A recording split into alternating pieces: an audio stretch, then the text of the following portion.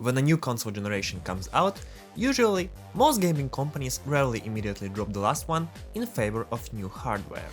There is some kind of buffer zone right after a new console release. During that time, developers launching their final past-gen releases, or even playing both sides with cross-gen titles. With some exceptions, yes, I'm talking about new Persona 5, this transition period usually lasts for a year or two. But here we are in 2025. It's been about 4 years since the PS5 release, and games are still coming out for PS4. And I'm not just talking about sports simulators or indie titles, we're talking about major, mainstream games releasing here. Come on, like half of last year's best game nominees were available on PS4, and this trend continues into this year, with titles like a Dragon One Piece, the standalone DLC for Dying Light 2, and Elden Ring from Software Best Hits. Is that the fucking name of this game? And I suspect this won't end even the next year, and maybe even a year after. But actually, Sony isn't coming through something like this for the first time. Back in the day, it was the Nintendo Wii and PSP, keeping the PS2 alive, while Sony was, well, you know. Ridge Racer! Remember that one? And funny enough, at first, it was PS2 who was supporting PSP with its first steps. Numerous developers took their PS2 games and repackaged them as portable experiences. I guess the term impossible port became well known exactly during PlayStation Portable era. When like, oh my god, the whole GTA in my hands, or holy shit, look at direct port of Prince Persia for this little baby. But by the end of 2000s, it was PSP who cannibalized its own exclusives for PS2 to keep old lady breathing and create additional profit for Sony, because those games definitely weren't selling too good on PSP. Ratchet & Clank, Jak and Daxter, Twisted Metal, Motorstorm, Jesus, Arctic Edge, what a great game. And somewhere in between, Nintendo Wii came out, with hardware level close to both PS2 and PSP, so part of Nintendo's third-party titles were simultaneously visiting Sony's past-gen consoles. For example, look at the Star Wars The Force Unleashed. The game's main versions were developed for PC, PS3 and Xbox 360. But the guys at LucasArts also didn't want to skip Nintendo Wii release, while from a technical and development standpoint, Nintendo's latest hardware is close to PS2, so here you go, Star Wars The Force Unleashed for PS2 and PSP, and even for N-Gage. These versions were cheap to produce, while platforms they were developed for shared much bigger player base than current gen of that time, what meant lesser value and bigger profit. Those ports were, if I might say, simply scraps from the table. Like in PS3 version, you were ripping a Star Destroyer down by your own hands, while PS2 owners had to lean back in chair and watch a cutscene movie. But on the other hand, past-gen release had exclusive historic missions, epic duels which recreated iconic fights from Star Wars saga. For some reason, they were exclusive feature of PSP port, although all versions of The Force Unleashed were released at the same time. Due to hardware limitations, those were almost completely separate games, which shared only the most necessary bullet points, main hero, main story milestones, and core game mechanics. So for some time, Sony was successfully taking a piece of pie from Nintendo's Wii market. But the party didn't last too long. After Manhunt sequel in 2007, Sonic Unleashed in 2008, Ghostbusters in 2009, and Silent Hill Shattered Memories in 2010, the PS2 slowly started to fade away. While duration of PS4-PS5 Duumviratus is close enough to time PS2 spent in shadow of PS3, in our case, playing on PS4 right now technically is much closer to owning PS3 during its last years, when both generations shared identical games, with some details lacking in past-gen ports. For example, Wolfenstein New Order on PS3 looked like shit, Shadow of Mordor worked like shit, Battlefield 4 looked and worked like shit, or Black Ops 3 lacked the whole story campaign at all, with some cool exceptions, like PS3 and PS4 versions of Island Isolation visually looked almost identical. By the end of the PS3 lifetime, developers pushed out the juice this baby could show to us, with 2013 being the most notable year. Back then, The Last of Us and Grand Theft Auto 5 were released. And I want you to take a moment and look how these games initially appeared, because you probably remember them through their modern twice remade remastered versions. But when they first released on PS3, they came with low resolution, regular frame drops, and graphics that by today's standards looked pretty bad. So by the end of 2013, it was clear as a day that 7th gen console hardware was morally old, and gamers alongside the game developers had to move on. Right from the start of PS4 life, it was obvious for everyone that PS3 has to go down. I won't forget you, buddy.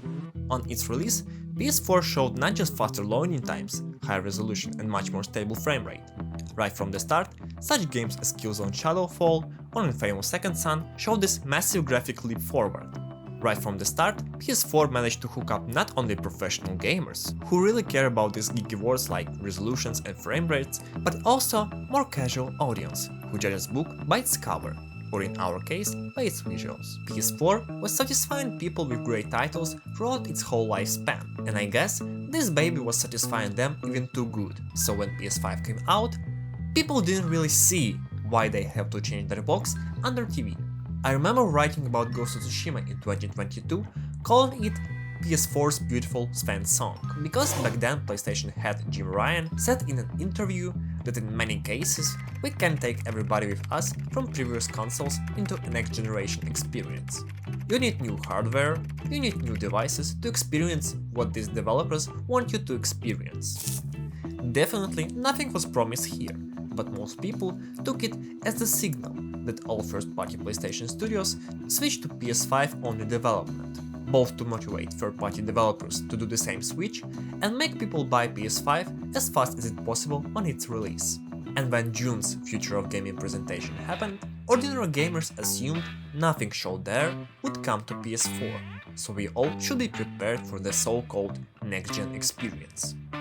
And you can imagine my face when during September presentation it was announced that Miles Morales as well as Forbidden West will be both released on PS4, like almost whole PS5 launch lineup was released on PS4, and while next-gen graphics obviously look better than past-gen versions, PS4 ports of those games also look great, with nobody complaining about horrible graphics or unplayable frame rate on older hardware. So even faster loading times and even higher resolutions didn't play out as Sony expected to. And here we are. It's been like 3 years since a next-gen experience already became current-gen experience, and PS4 owners still keep getting huge games on their platform. Resident Evil 4, Hogwarts Legacy, Elden Ring, Metaphor with Fantasio, Diablo 4, Call of Duty, GTA Online and Fortnite keep getting updates here. Star Wars Jedi Survivor and The Finals visited PS4 a whole year after they first released on PS5. And the reason why it's all happening is clear. Developers simply cannot afford to ignore almost 120 million potential buyers. Meanwhile, PS4 owners still don't see why they need a PS5. Sure, when you launch a modern game, the PS4 transforms into a freaking helicopter. But hey, it works! And to this day, Sony still struggles to attract that player base to their latest hardware. In 3 years, Sony has shipped 65 million PS5 consoles globally, and while that's really impressive and better than Microsoft's successes, PS5 is still 2 millions behind the PS4 numbers for the same period of time. And since everything in this world plays by business rules, which says that true success only comes from beating your previous achievements, Sony's definitely doing something wrong here. With each year, the game development becomes more and more expensive, and this is a real problem. Today, a AAA game can easily cost more than $200 million to produce, making it a dangerous gamble that could severely hurt operations if things go wrong. Really wrong. Developers are exploring different solutions to this challenge.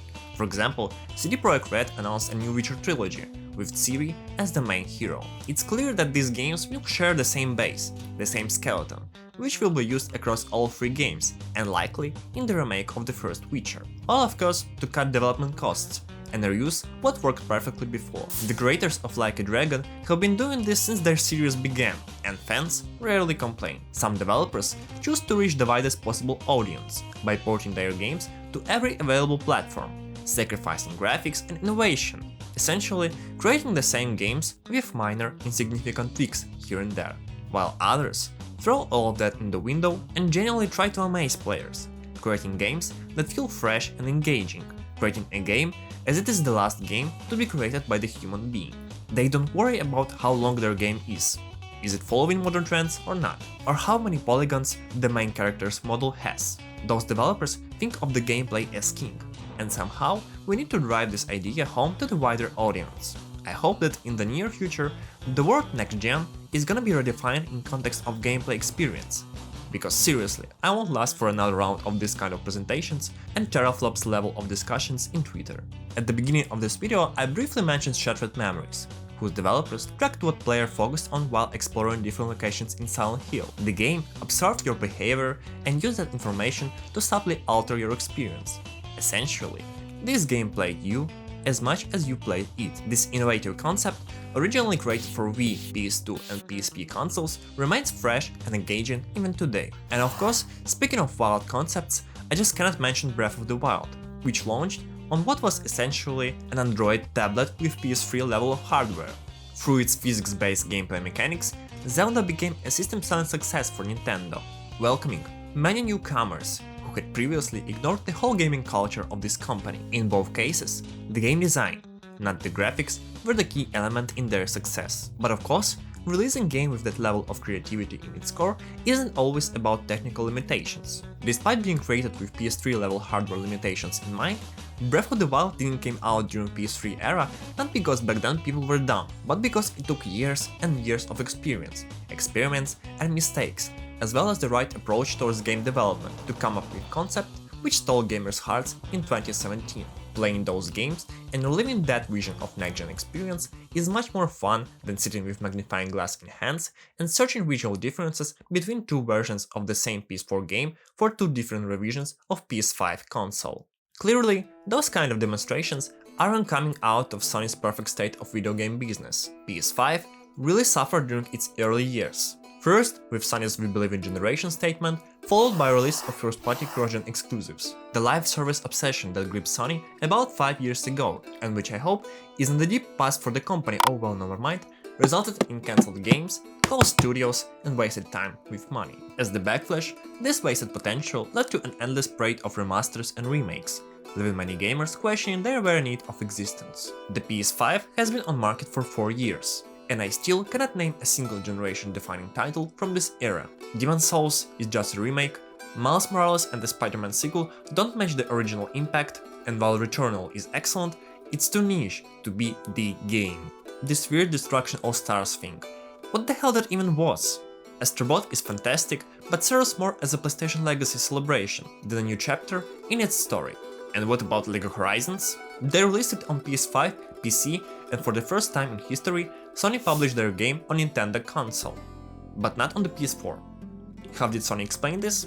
They wanted to reach a much broader audience, including a family gamers and a younger generation. When they were asked why then there is no release on Xbox or PS4 consoles if they have so great desire to reach broad audience, member of Guerrilla team said that right now we're just very much focused on pushing this hardware to its limits and making this game look as absolutely amazing as it can possibly be on this hardware.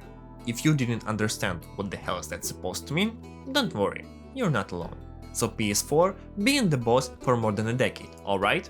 And with those 10 years in mind, I can help but wonder how difficult the transition period between PS5 and PS6 will be for Sony, because showing advantages of the new generation with efforts like this is simply embarrassing. As for our current situation, I believe that for casual gamer, just like 10 years ago, Grand Theft Auto will once again separate two console generations with the release of its 6th installment. Although, with the Nintendo Switch 2 on the horizon, sporting specs close to PS4, the Steam Deck still going strong, and an ongoing video game crisis, the PS4 will continue to receive new releases, but year by year, we'll see more great and most importantly, financially successful console exclusives for PS5 and Xbox Series XS. In my wet dreams, I imagine the return of MotorStorm around that time. This series perfectly demonstrates how to create a great game that not only looks stunning on your screen, in-game trailers and TV ads, but also delivers fun and challenging gameplay, which is perfect for all parties. But given the current poor state of the arcade racing games, I have serious doubts that Sony would take such a risk, sadly for all of us. Setting aside my fantasies, Helldivers caused quite a stir last year, and its success surprised everyone, including Sony. Intergalactic: The Heretic Prophet, Ghost of Yutei, Death Stranding 2, and Dynasty Warriors Origins. Yes, don't skip Dynasty Warriors, please. They're all on their way, and are likely going to be great video games. So looks like Greatness truly awaits, but it just has to wait a little longer. I hope you liked this video, and if you click on it, you've probably been an owner of PS4 at some point of your life. So why don't you write in the comments below what is your favorite exclusive of the generation? For me, it was Ghost of Tsushima. Because of its stunning visuals, it held surprisingly well. Geist Sucker Punch Productions managed to depict the problematics of war in its storyline. Maybe I'll make a separate video about this, because for me this is really interesting and important topic to reflect on. But before I wrap up, thank you for watching, and another thanks to those who supported the channel when my first video was released. Your trust and feedback means so much to me, and I promise to work hard in the future to meet your expectations. Until we meet again, take care of yourselves.